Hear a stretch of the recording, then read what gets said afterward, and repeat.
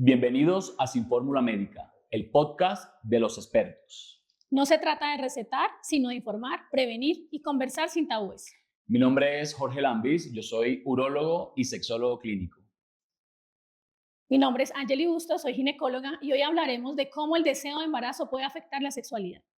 Angeli, algo que veo muy frecuente en mi consulta es ese hombre que se acerca con cierto grado de temor o ansiedad porque te quiere mostrar su espermograma y conocer si ese ginecólogo o ginecóloga que lo derivó a mi consulta puede estar totalmente seguro de que el problema de infertilidad no es de él, sino que ese problema de infertilidad es de la mujer. Entonces, quiero poner un tema bastante puntual a colación y es que esa ansiedad generada por ese hombre que se siente inseguro puede producirle disfunción eréctil. Entonces, va a la consulta por una cosa, pero termina comentándote dos. ¿Qué te pasa a ti puntualmente en la consulta con la mujer? Bueno, en las mujeres sucede algo muy parecido, pero la mujer llega minimizada, se siente menos mujer por no haber obtenido un embarazo. Ellas piensan que el embarazo se produce muy rápidamente, sin embargo hay que tener muchos factores. Estas mujeres, cuando no obtienen el embarazo en el momento que ellas lo desean, empiezan a generar un estrés que empieza a alterar su ciclo menstrual y su calidad de vida. Y esto obviamente va a afectar la fertilidad. Ok, mira este planteamiento. El deseo sexual, ¿verdad?, responde generalmente a un estado de bienestar general del ser humano. ¿Crees tú que el hecho de sentir esa presión por quedar en embarazo puede afectar o puede afectarle a una mujer el deseo sexual? Sí, claro, el deseo sexual está muy de la mano del manejo del estrés. Y el estrés también está muy de la mano del ciclo menstrual, de que regule el ciclo menstrual. Entonces las dos van muy juntas. Todas las mujeres, a medida que van a cita médica y van a controles y no llegan a estar embarazadas, aumentan su nivel de estrés. Y esto podemos ver que también ya tener relaciones sexuales solamente pues por embarazarse pues ya no tiene chiste, ya no tiene sentido. Para nosotros es bastante importante la frecuencia coital. Y de hecho los hombres cuando se acercan a la consulta me comentan, doctor, es que mi esposa me dijo que su ginecólogo o su ginecóloga le comentó que teníamos que estar 3 o 4 veces por semana. Pero en ocasiones existen, bueno, el trabajo, la familia, los hijos, las deudas. Eso afecta de una manera directa esa respuesta del ciclo sexual, ese deseo, esa excitación. Entonces, lo que más observo yo en la consulta es el paciente que pierde la erección, porque realmente no lo está haciendo como debe ser la respuesta sexual, de una manera genuina, sino algo que está impuesto porque de este día a este día estás ovulando y tienes que tener encuentros sexuales todos los días. Pero quiero que también le hablemos a estas personas que nos están escuchando sobre algunos temas puntuales que necesitan saber. Por ejemplo, ¿a qué edad puedo quedar embarazada más fácilmente? Claro. ¿Qué es eso de reserva ovárica? Quiero que nos amplíes un poco estos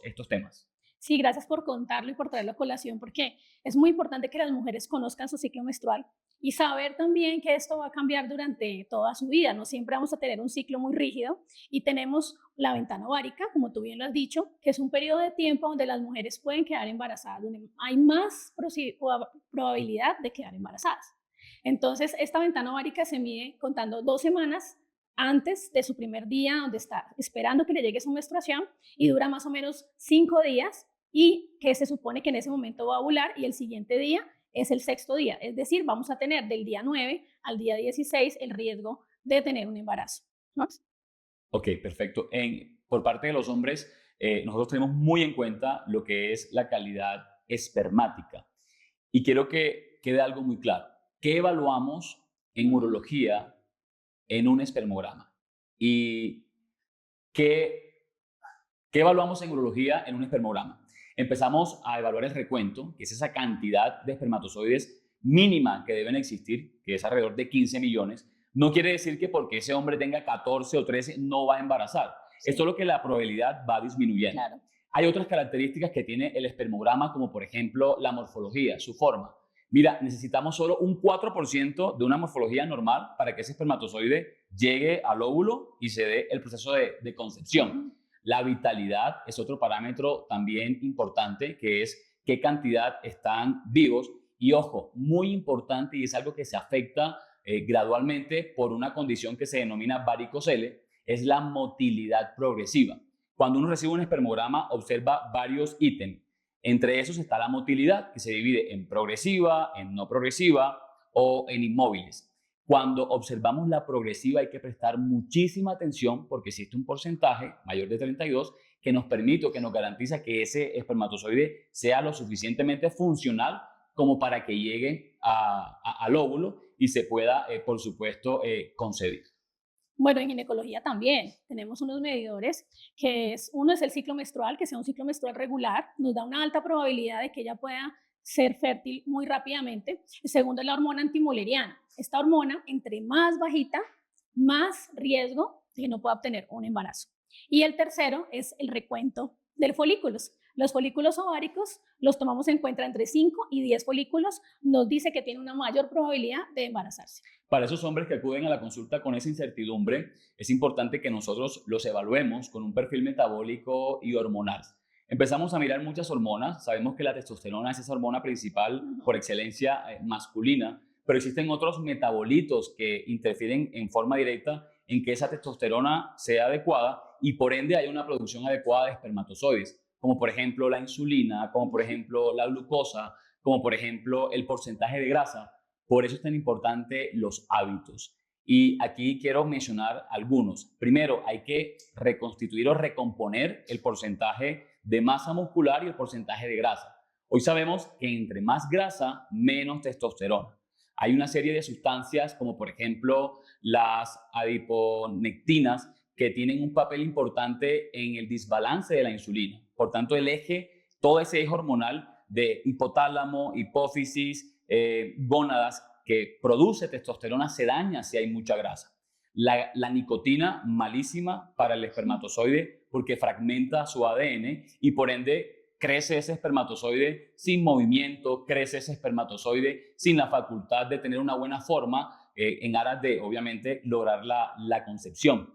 El ejercicio físico hoy también constituye una herramienta fundamental por la disminución importante en el estrés oxidativo. Y en medicina, este estrés oxidativo se mide como todos esos radicales libres que pueden dañar una célula. Entre más ejercicio yo haga, hay menos estrés oxidativo.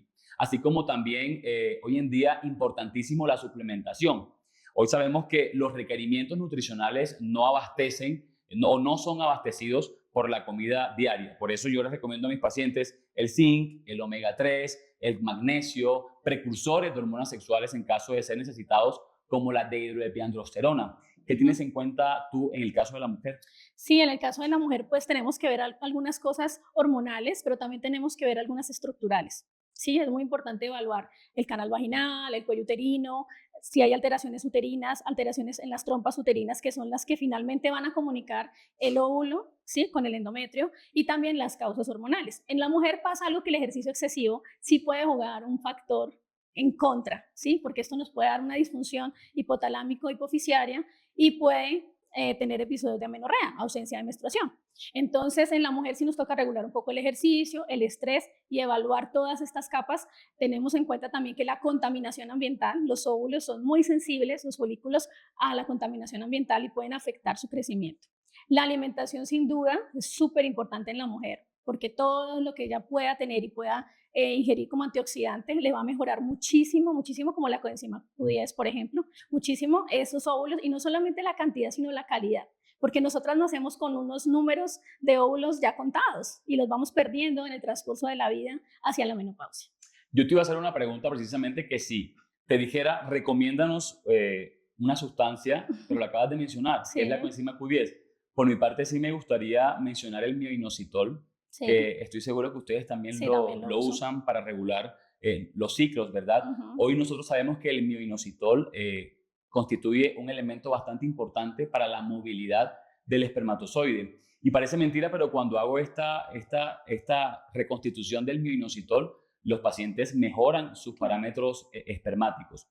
También es importante recordar que los hábitos, como por ejemplo la cronodisrupción, que es como esa manera en que dormimos mal, en que nos acostamos tarde, que estamos pegados a la pantalla, ¿verdad? Y no tenemos las horas necesarias para que existan esos picos de testosterona necesarios para el deseo sexual, también hoy en día constituyen un pilar que daña o que produce alteración en el espermatozoide y en el deseo sexual. Me imagino que ocurre exactamente lo mismo en la mujer. La cronodisrupción efectivamente daña todos estos ciclos.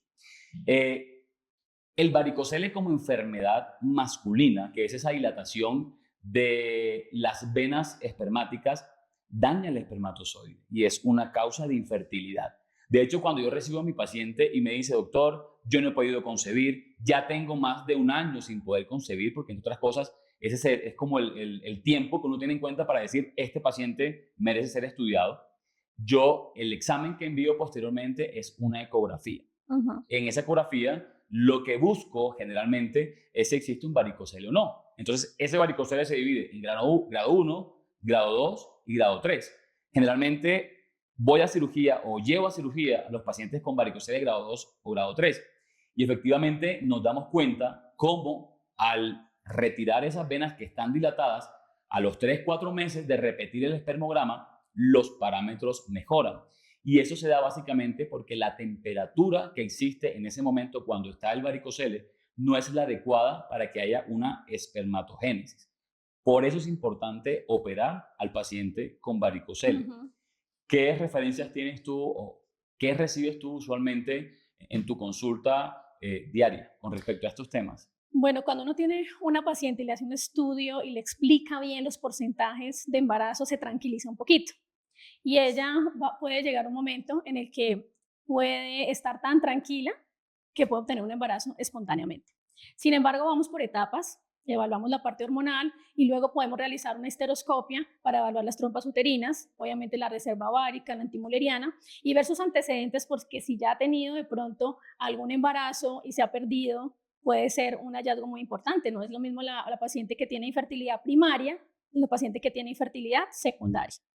Porque con la edad, nosotras, claro que disminuimos, acortamos nuestro tiempo de ovulación, disminuimos nuestros folículos y todas estas pacientes van a requerir una evaluación tubárica y una evaluación hormonal, principalmente. Yo te quiero hacer una pregunta. Mi mamá siempre me ha dicho, Jorge, deja de estar recomendando tanto a esas esposas que vayan al ginecólogo porque es que eso las estresa y no se van a embarazar. Eso me lo dice siempre. Cuando dejen de ir al ginecólogo se embarazan. ¿Qué es cierto tiene eso? Existen diferentes pacientes. Está la paciente que cuando va a la consulta se quita la culpa, se quita la responsabilidad y la entrega. Y esa paciente dice, voy a continuar con mi vida porque ya me dejaron un tratamiento y en 3 meses me citaron y vamos a ver qué pasó. Y existe la paciente que es un poco más aprensiva, más preocupada y si obviamente le detectamos alguna patología pues, y requiere más exámenes, pues va a empezar como a preocuparse cada vez más. Entonces, sin embargo, pues yo creo que detrás de la infertilidad viene un proceso también importante de prepararse para el embarazo. Porque ¿de qué nos sirve que esta paciente tenga un embarazo y no pueda tener un bebé en casa? O sea que mi mamá tiene razón en ese sentido Sí, porque un el hecho de porcentaje. consultar y consultar genera estrés, ese estrés eleva el cortisol y el cortisol hoy sabemos que es una causa de infertilidad, Depende de ¿no? la personalidad de cada paciente, puede tener elevación del cortisol por la cita médica, por no embarazarse, por el trabajo, ¿sí? Por ejemplo, hablemos de pacientes. Tengo muchas pacientes que son ejecutivas, pacientes que tienen altos cargos y llega el momento de embarazarse. Pero entonces no pueden descargar, no pueden tener tiempo libre para tener relaciones sexuales, ni para descansar, ni para dormir. Entonces, ese tipo de pacientes es muy frecuente y bajándole las cargas laborales, bajando la carga de estrés, las pacientes se embarazan. Angeli, si yo te dijera, regálame varios tips para todas estas personas que nos están escuchando el día de hoy, con el objetivo de mejorar su fertilidad, ¿cuáles nos comentarías? El primero, registra tu ciclo menstrual. Eso nos va a ayudar a definir si tienes un ciclo menstrual normal o no. ¿Por cuánto tiempo se hace ese registro? Más o menos 4 meses. Con 4 meses, con 4 fechas de última regla, que es anotando desde el primer día de la menstruación hasta el último día de la menstruación, porque ahí tenemos muchos datos, si sangra mucho, si le dura mucho el ciclo, si la paciente le duele mucho y también, sobre todo, cada cuánto le está llegando. O sea, antes de llegar a tu consultorio, llevo ese registro. Idealmente, nunca pasa, pero idealmente. Pero ya aquí lo van a aprender. Exacto. De hecho, esa es la razón por la que existe Sin Fórmula Médica, Claro. para que vayan aprendiendo ciertas cositas antes de llegar a tu consulta. Dame otro tip. El otro tip es fortalecer la relación. ¿De pareja? Claro, porque yo siempre les hago esta pregunta. Si no te embarazas, ¿qué va a pasar? porque cuando las veo tan estresadas y veo como en algunas parejas la carga está más sobre ella, ¿sí? Entonces yo le hago esa pregunta a la pareja, si ella no se embaraza, si ustedes no se embarazan, ¿qué va a pasar con la relación? ¿Sí? ¿Ustedes están juntos por el embarazo, por traer un nuevo ser, o están juntos en las buenas y en las malas, como recitamos el día del matrimonio? ¿Sí? Entonces esa pregunta desbloquea muchos miedos y los centra nuevamente en el objetivo de ellos, de su pareja.